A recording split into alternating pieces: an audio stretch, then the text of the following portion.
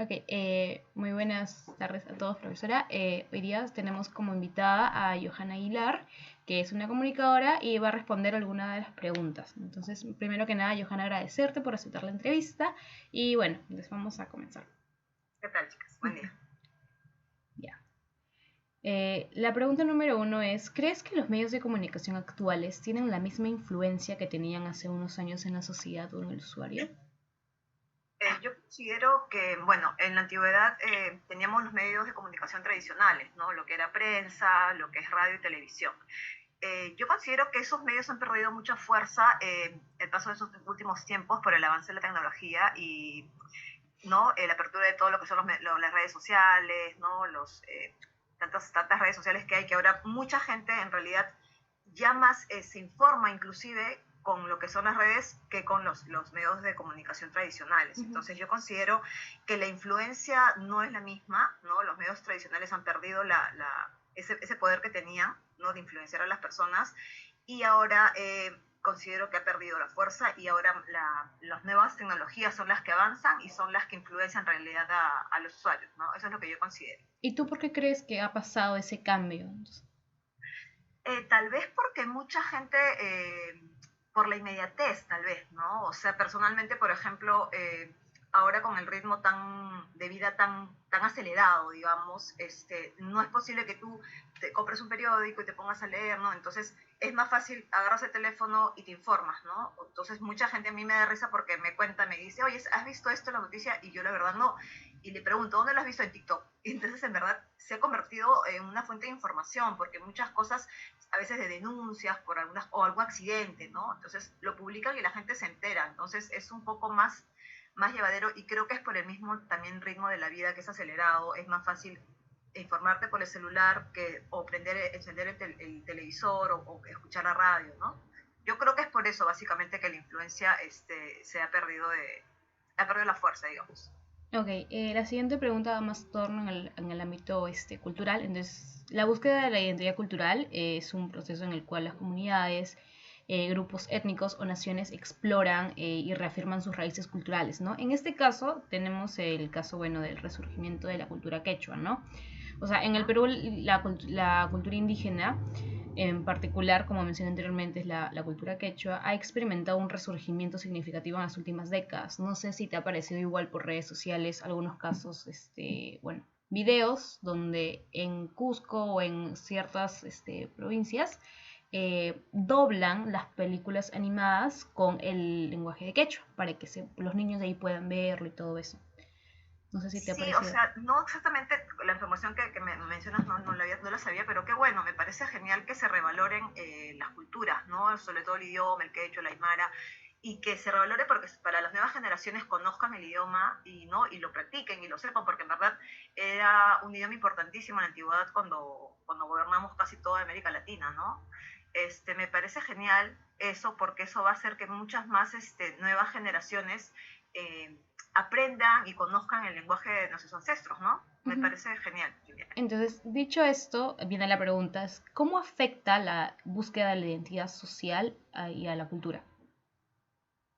Claro, sí afecta, sobre todo por lo que mencioné anteriormente, ¿no? El tema de la inmediatez de la información por los avances de las tecnologías hacen que muchas veces gente desde muy jóvenes usen las computadoras, las tablets, los celulares y puedan acceder a muchas cosas. Entonces, mucha gente a veces se alinea y como que valoran más culturas extranjeras que la cultura propia, ¿no? De nuestro país. Entonces, sí considero que es bueno que se revalore esto y que las nuevas generaciones también sepan, primero conozcan la cultura propia, ¿no? Del país y luego también se puede ver, explorar, qué sé yo, pero sí que conozcan primero lo que es la cultura, ¿no? La cultura, la historia, el idioma sobre todo, ¿no? Lo que mencionaste de lo del quechua.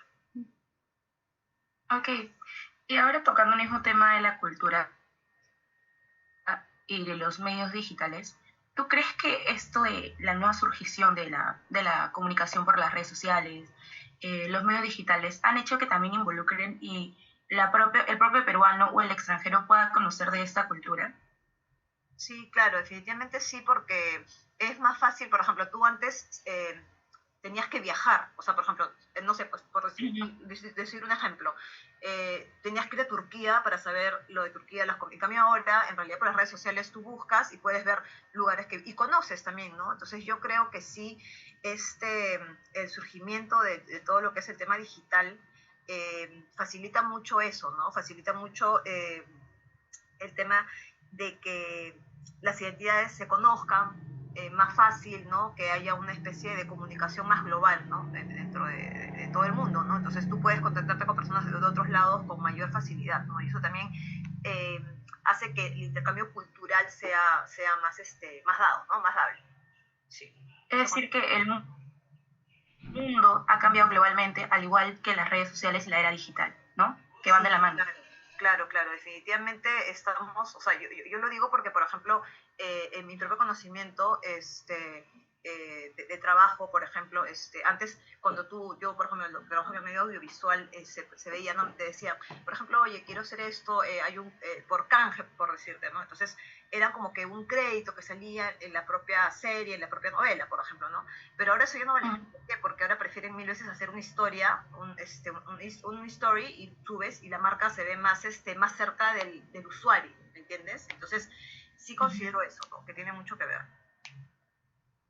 Y ahora, tocando otra vez el tema de los medios de comunicación, se sabe que como comunicadores todos nosotros tenemos una ética, ¿no? Y más se puede decir que el ámbito del periodismo, que no se puede tomar una posición, sino que esa persona tiene que ser neutra ante las cosas. Pero a veces se ha visto casos que el sentimiento o que nuestra propia cultura afecta en la manera en la que decimos o el periodista dice las cosas. Entonces, eso también se puede ver reflejado ante los medios de masa, ¿no? Que puede ser en este caso la televisión, los periódicos y los medios culturales de masa. Entonces, si nos centramos en el periodismo nada más, en nuestro país, sean reporteros o conductores, ¿crees que la manera de comunicar ciertas noticias de ellos involucra también la cultura y carácter propio del profesional? Yo creo que sí. O sea, yo considero que un comunicador y más aún un periodista tiene que ser imparcial. O sea, tú tienes que comentar el hecho o la noticia para no tergiversar la veracidad del hecho, ¿no? No debería uno, por ejemplo, en temas políticos, que he visto mucho en los últimos tiempos, que mucha gente le ganaba su posición política, ¿no? Antes de la veracidad de los hechos, ¿no? Entonces yo creo que sí, que en temas de cultura, de coyuntura y de información, el periodista y el comunicador siempre tiene que ver el lado imparcial, neutro de las cosas, y considero que sí, en la actualidad, como te repito, en temas políticos, sí muchos periodistas no estaban ni neutros ni imparciales con los hechos, sino que un poco les ganaba su posición política, ¿no? Creo que sí. Claro, muchas gracias, Johanna, por lo que estás diciendo. ¿Algún comentario que les quisiera dejar a los comunicadores que estamos ya terminando la carrera? Bueno, que sean perseverantes, ¿no?